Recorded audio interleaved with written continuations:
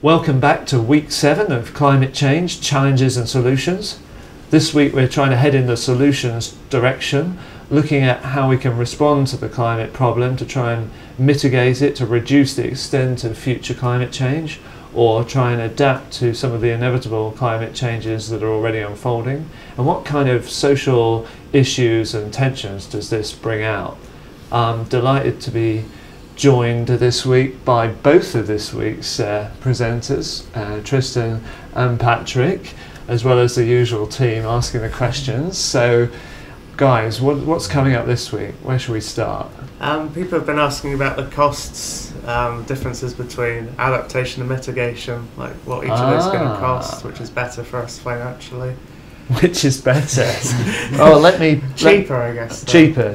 Okay, let me play the climate economist for a minute, just so we need to get clear in our heads that there are, here this week we're talking about two main responses to climate change: to try and mitigate, to try and reduce the extent of climate change, or to let climate change happen and then try and adapt or reduce, in a sense, the damages or the cost of the damages.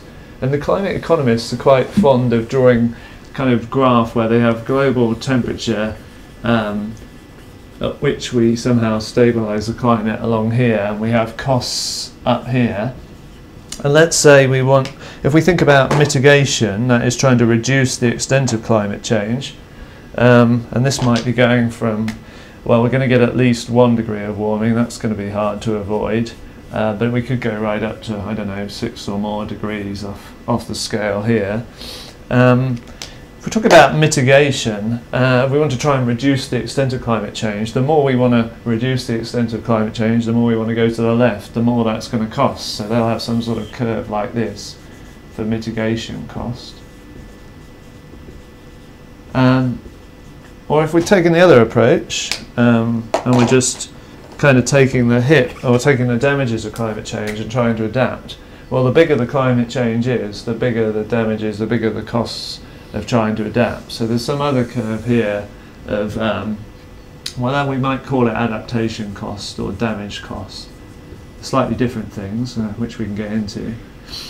And if you're an economist, you make a model. Apparently they make models like this and they say this is the sweet spot here, where the combined cost is kind of a minimum, and that they consider to be the optimum future temperature.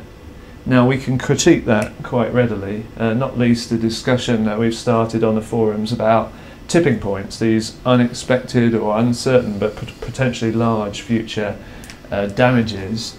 So we don't really know exactly where they are, but we know that they get more and more likely as the temperature goes up. So there may be some real nasty jumps in here in costs of damages, which would actually bring our optimum place to be further over here. Equally, we may be missing quite cheap mitigation options that bring this curve down.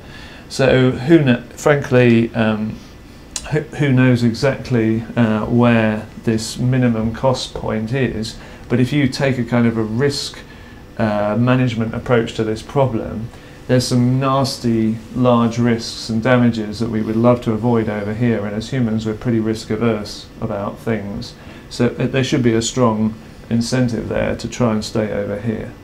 So let's use that as the backdrop perhaps, and talk a bit more about some of the specifics. What else has been coming up? So there's a lot of interest in the kind of adaptation methods that Tristan's been talking about, and the passive house type technologies. But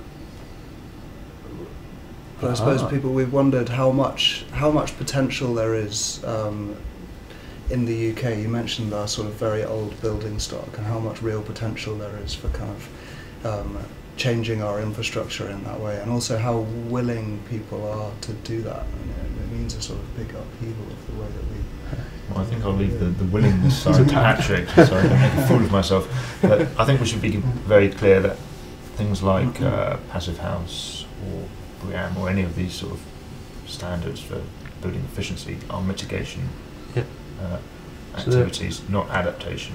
Right. They're about reducing our energy demand, essentially. And there is the real potential by insulating your house and making it more efficient that you cause it to overheat even more in the future if you don't give that due consideration. Wow. And that has happened in some Eastern European countries. They have insulated their houses to try and save energy, and then they've had to knock them down. Wow. Because they've been completely uninhabitable. So there is, hopefully we want to avoid that. It's a lot easier with a new property because you're starting at ground level. You can put in more thermal mass, give it more inertia, make sure it doesn't get quite as hot. Think about the design more, look at other countries, how they've built their buildings for the last few hundred years. You know, how do they cope with high temperatures? Combining the two is challenging, particularly with existing building stock. A lot of existing houses, for instance, are uninsulated. People are putting more insulation in lofts, touching walls as they go along, but there is a slow uptake. Yeah, And as I said, there is that danger that you could make it even warmer if you put the insulation in the wrong place. And Patrick, are there studies on or understanding of how people respond to these sort of energy efficiency measures? I know we don't have a great uptake in the UK. Yeah, I mean, I think energy efficiency in buildings is a classic area where an economic perspective on its own doesn't really help you. Exactly. I mean, and there's quite a lot of experience both in the UK and around the world that you can effectively give away insulation for free and people still don't take it up. So the economic incentive is there, but it's not enough. Yeah. And as Tristan said, the housing stock has a relatively slow turnover. So something like 80 or 90% of the current UK housing stock will still be there in 2050. It'll still be there. And as we said, most of it is single brick, Edwardian, Victorian, terraced housing. So the thing about that is if you want to insulate the walls, are you going to put a completely new skin on the inside and make your room smaller, or the outside and change its appearance? Those kind of things tend to put people off because they like the character of those homes, and for understandable reasons. So there are lots of reasons why making homes more efficient is actually a very tricky thing to do. And the other thing I'd add is something called the rebound effect, which has shown consistently that if people's homes are cheaper to run, then they tend to take back that cheapness by effectively living at 23 degrees or 22 degrees instead of 18 degrees or 19 degrees. So there needs to be actually quite a big societal conversation about, do we have the right to heat our homes to 21, 22, 23 degrees, walk around in shorts and a t-shirt in the middle of winter, and use more carbon fueled electricity? Or actually should that become socially unacceptable and we should live at 18 degrees and adapt in that way or mitigate in that way? It's interesting you say the social aspects, because if you look at how people live in sort of southern Europe, for instance, they live in a completely different way. They use their buildings in a very different way. You know, we have large windows, we have lights on all the time. They tend to live in the dark a bit more. You know. They have a nap at lunchtime. It's a completely different way of life to cope with that level of climate. Yes. So maybe we need to consider that. Yeah, it does. And I think, one of the things Tristan's just brought out is a kind of a spatial dimension between, say, a northern European country and a southern European country. And I think that was the point I was going to make about this kind of economic theorising as well, is that it's a very general perspective on the entire globe in a way. And it doesn't pick up on the rich and the poor, the developing, the developed, the north and the south, and who's actually who should pay the price for this, and who should pick up the bill. The fact is, in our society, we've been burning fossil fuels for several hundred years, which is why we're rich, essentially. So, is it right for the burden to be equally shared in dealing with the problem when it's not been equally caused in the beginning? Absolutely. That's a justice issue. Absolutely. Anyway. I think we should be paying. I'm going to ask the boys in the t-shirts, though, if there are any more questions. That's right. Look at this. Some of us are wearing jumpers here and wishing the thermostat was set I don't feel lower. the heat, so I guess there's something slightly linked to what you were saying about who should pay. Adaptation-wise, if we're, or mitigation maybe, when we're fitting our homes to make them more energy efficient, should the occupants of the house be paying for that, or should there be some sort of like local government incentive? Should there be some mix of payment, or who should it be down to, do you think? So people are asking, they're getting into the detail of who pays, and I think some of the people spotted that we have sometimes these community level financial incentive schemes, and other times it's felt that the burden should be on the householder. And that's kind of interesting. that it differs between technologies. Is there any kind of grand plan behind that, or do you think it's just the accidents of policy making? And I think there's a lot of policy experimentation going on. Right. I think initially they went straight to the householder level, presuming that they were the main focus of decision making, and more laterally they've been thinking about what could be called meso level or community level initiatives, where you essentially take a geographical area and try and do all the streets or all the homes or all the buildings in that area in one fell swoop, and it might be cheaper to deliver that way. But I think they're probably both useful strategies. Right. I'm not sure one is better than the other. You probably need both to some degree. And it's a bit like the bigger picture of mitigation and adaptation. Yeah. We're going to have some inevitable climate change. We ought to be doing some adaptation to that. We really ought to be mitigating. It's a both and rather than an either. It is, and I think the adaptation debate gets very interesting when you look at people who have been flooded, who have apparently chosen to live in areas at risk of flooding. Is it their own problem? Should they be insured, or should the state come to their aid because they have chosen to live in a home which is on a floodplain or whatever? And I think that's an interesting debate to have, but I also think that it simplifies things, because we have presumably a land use planning system which has allowed a developer to build a development in an area of potential risk as well. So it's not just down to the purchaser, I think, to allocate responsibility when there might be system failures, which of course houses to be there already, which may not be in the right place or built in the right way. So there's been some interesting talk recently about managed retreats from some areas at risk of coastal flooding. And that's obviously a sort of state interference in a, or is it a local planning issue? Or a state issue? choosing not to afford to interfere to protect those places on the basis, usually I think on the basis of some sort of cost-benefit analysis and some corridors of Whitehall or whatever. That's right. Yeah, and it comes back to, should those householders, is it fair for the state to rescue them in a sense, or should they have to pick up the bill themselves and simply move? The problem with those kind of debates is that people's homes are not just financial commitments, they're emotional commitments. People get very attached to their houses and their dwelling. They have lived there for a long period of time, maybe even more than one generation. So it's a very tricky debate to have with somebody. And, not that far from this neck of the woods in the southwest of England, there have been some pretty fearsome flooding over the last 2 months. And the degree of personal anxiety and upset that causes shouldn't be underestimated. Absolutely. I think we have to be a bit careful about just treating it as a cost-benefit analysis way of thinking about it, because there's a lot more to it than that. Yes, at least one participant on our course lives on the front in Dawlish, where the sea has come and claimed the railway and the road and just subsiding their house. Yes. So we're acutely aware of these direct impacts. Yes. If we move on and just thinking a little bit on the mitigation front, well, on the one side we can be more energy efficient, reduce demand. On the other, we change how we try and supply our energy, and that was the discussion we got into this week with Patrick's video and thinking about wind turbines, etc. What sort of questions are coming up around that? So there's a few people thinking, well, why don't we move to 100% renewables? Why is that a problem? Yeah. And I guess it's sort of down to how you can store this energy and where the demand is and these kind of questions. We don't store the electricity too much at the moment, but you're right. In fact, renewable energy is a very broad umbrella, and some renewables are very easily stored, some that are much more difficult to store. So, for example, tidal energy is much more predictable than, say, wind energy, and solar energy is predictable in the sense that it's going to be available during the day at least. So, I think analyses have been done to show that the predictability issue is less strong than it might seem at the outset. But it would still seem a sensible thing to have a mix of energy sources that you rely upon and not put all your eggs in one basket necessarily. And I think that's maybe where nuclear has perhaps come into some of the discussions as well. Absolutely, it's a low carbon fuel, so.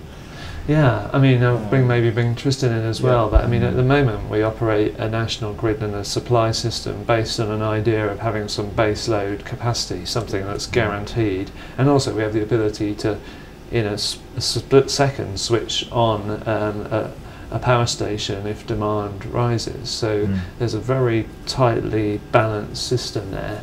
I have to say, there are issues. Well, we've discussed it. There are issues with storage for renewables if you wanted to go 100% renewable.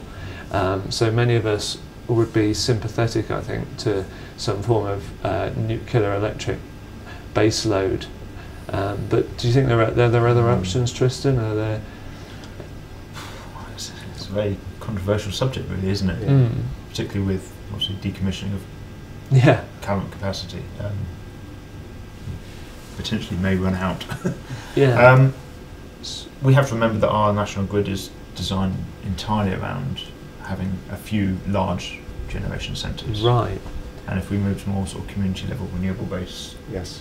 it's not designed to handle that sort of generation, really. So we're actually, if we may all be hoping for a more renewable energy future, and it's a chunk of the electricity supply, and that actually is meaning changing the nature of the grid, essentially. Absolutely. Changing profoundly a key bit of our infrastructure. And is even the UK large enough to allow that sort of renewable base load, effectively? I mean, do we need to connect to Europe or other continents to try and get that diversity? Yeah, well, we're actually already connected. People may not realise that, but there are interconnectors, particularly to France and also across the North Sea. And there's been a lot of talk at European level about a European super grid, which effectively integrates them all. And whether that's a good thing or a bad thing, I'm not sure, because I guess there are advantages, but there may also be vulnerabilities associated with relying on importing electricity at certain times from other countries to make up for a shortfall in this country or whatever. Because you mentioned the generation, the reliable generation from tidal. Yes. But we can only get that electricity at certain hours of the day. That's right. Yeah. You know, so what do we do for the rest of the time? Yeah.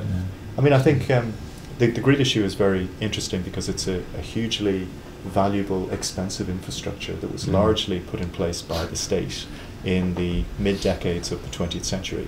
And we have it. So to some degree, the question is, where do we go now? There are lots of environmental NGOs, like Greenpeace, who say that we should move to a much more radically decentralised energy system. Put communities in charge, put householders in charge, generate your own electricity and heat, be much more independent and self-sufficient, and that's the way forward for the future. But given that we have this huge infrastructure there and current players who don't really want that to disappear because they're making good money out of it at the moment, you know, I can't see any radical shift happening. But we're at a very interesting time for energy systems generally, from the household right up to the European supergrid level. And it's all a little bit up in the air at the moment. Nobody really knows what the future is going to look like. We have energy strategy documents at the UK level, but none of them, I think, are all that clear about what the system should look like in 2050 in some ways. There's just discussions about whether we should have this much nuclear or this much renewables. Does that make it difficult for people to commit to renewable energy projects as well, because they're unsure about what the infrastructure will be like? Yes, and companies aren't sure what policy is going to be like in 5 or 10 years' time, so that the marketplace isn't clear or certain. It's very varied, because it's only 10 years ago since the UK government said that nuclear was not an option in the energy future mix. And opinion has completely changed in 10 years, so who knows what it's going to be like in 2025 and what kind of government's going to be in power. So the politics of it are very, very important and quite uncertain. And I think the feed-in tariffs and renewable heat incentives as well have kind of blurred that. People are thinking of more on an economic basis rather than, say, a climate change or carbon basis. Seeing it as a form of income guaranteed for 25 years or so. That's right, and social research, for example, projects that I've been involved in have been showing that people have been adopting low-carbon heat technologies for their homes, but not necessarily out of a concern about the environment or climate change at all. You have people in their 50s or 60s who have a little bit of money in the bank, and they're, in a way, trying to insulate themselves from what they think might be future energy price rises from oil or gas, which are uncertain. So they're thinking, okay, I'll put my own kit in now because I've got subsidies to do it. Exactly. And hopefully in my 70s or 80s I'll be insulated then, and that's a kind of an adaptation almost to what you think might be happening in the energy market in the future. One of the issues, the equity issues, just to come back to it again, is that people who are doing that at the moment are largely people who are middle class. They have, because the state doesn't subsidise all of the cost, it subsidises a proportion of the cost. But those subsidies come from everyone's bills, Yeah. poorest to the richest. So there's a bit of an issue there about whether essentially poor energy customers should be subsidising middle class people to be able to adopt solar PV panels in their homes. It has been called a tax on the poor, hasn't Yeah, it? yeah. So these are dilemmas that climate change takes you into. You know, is it just better to have more Yeah. PV out there, regardless of who Yeah, owns yeah. it? From a climate benefit point of view, emissions come down, but you know, at what cost to different groups in society would be the question. It's not just how much does it cost, but who's paying the I guess most that, relatively. yeah, I guess that falls out to a global level as well. There's It this does. brilliant talk by Hans Rosling again, who says the richest billion are essentially using half of fossil fuels used by Yeah. the world, and the next richest billion using half of that again, and Yeah. so on and so on. Yeah, That's that's right. good. So if we come out of our parochial context and we think about, I don't know, many developing nations that don't yet have the same kind of degree of electricity infrastructure or whatever, is the opportunity space that if they could skip the fossil fuel transition and go straight to this decentralized solar energy, say in parts of Africa, they would need some subsidizing by us in the rich countries who've caused the climate change problem in the first place to really incentivize that. But is that of course we would ask the same questions of them in the villages if they want this technology, but my understanding is electricity is a wonderful thing, and if you don't have it and you get it, that's one of the greatest things in human development. Yes. Well, I don't think we've really had much of a societal debate in this country yet about whether Yeah. we should be subsidising African countries to adopt smart grids or decentralised renewable electricity solutions, and we should be paying for that. I mean, am I right in saying that in the recent past in the UK, people were thinking about cutting the overseas aid budget to pay for? They were indeed. Some people What was it? flooding. Flooding. Yeah. You know. Yeah. So there isn't a huge amount of suggestion out there, though we haven't had a proper debate, that people are actually prepared to give people in developing countries a leg up from our own when times are tight. And instead of that, well, Germany's signed a deal with various North African countries to have a gigantic solar installation in North Africa and have a direct current pipe, or rather cable, under the Mediterranean Yes. to get essentially a solar energy supply that's a lot more reliable than any we could generate in Europe. So that's a rather different kind of super grid future, farming the sunlight of Africa, rather than one which empowers those people in Africa with their own decentralized solar supplies. So Yes. an interesting area. Maybe we'll need to wrap up in a bit, but maybe I can bring back to some of these issues of not in my backyard, because I was seeing visions there of all these pylons that stretch across our glorious country, and we don't go out and protest about pylons, but we're very unhappy about, or some people are apparently very unhappy about, a wind turbine in their community. That came up in the discussion a little It did, bit. yeah, and there was another very interesting parallel for me with a sort of current spate of NIMBYism, if you like, in this country about fracking, which is, you know, not explicitly anything to do with climate change, but is to do with cheap fossil fuels. But it seemed to me that there was an interesting parallel there that you might want to comment on. Yeah, well, I think there are lots of uncertainties about the environmental impacts of hydraulic fracturing or fracking, as you say. Aside from lots of big questions about whether we should be, you know, ploughing headlong into exploitation of more fossil fuels just because we happen to have them, and they might bring cheap energy prices, but at what cost to later generations from climate change. But I think it shows that in a way we need to join all these things up, and we're not doing that very well. In fact, we have a current situation where if you propose a high voltage transmission line, local people aren't happy. That does happen, and it's happening up the road in Somerset, for example, because a new 400 kV line is required to plug the new Hinkley Point nuclear power station into the grid, and people in Somerset and rural areas have been opposing it tooth and nail for the last 2 years. We've been researching it, so they're not happy at all. You've got a situation where very few people seem to be happy about anything happening in their backyards. Change is bad, basically. Well, but I mean, who wants to live underneath a shale gas, or on top of a wind farm, or below a high voltage power line? I mean, all of these are to some degree similar kinds of problems, in the sense that local people don't really benefit from them, They're either benefited globally through reduced climate emissions, or nationally through a stable electricity grid, or directly to private sector companies who are the developers.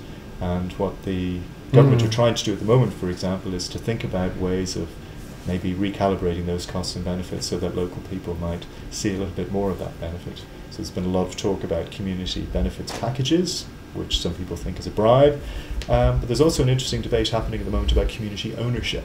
Absolutely. So encouraging wind farm developers, for example, to give up 20% of the value of their wind farm project and allow local people to buy shares in that 20%, and then to get a dividend every year and to feel like they're actually part of the project and benefiting financially from it. So there are some encouraging signs that that might be a solution to some of these what might seem to be intractable NIMBY debates, but I don't think they're intractable at all, actually, if you just think a little bit out of the box about how you go about investing in infrastructure and where it should go.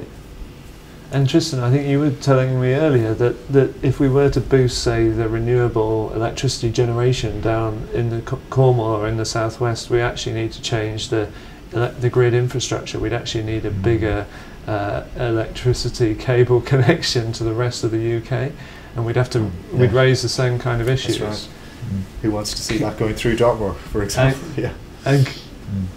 It is most a challenge, isn't it? It comes back to the fact that the way the national grid was originally designed, it wasn't designed for massive power generation in Cornwall.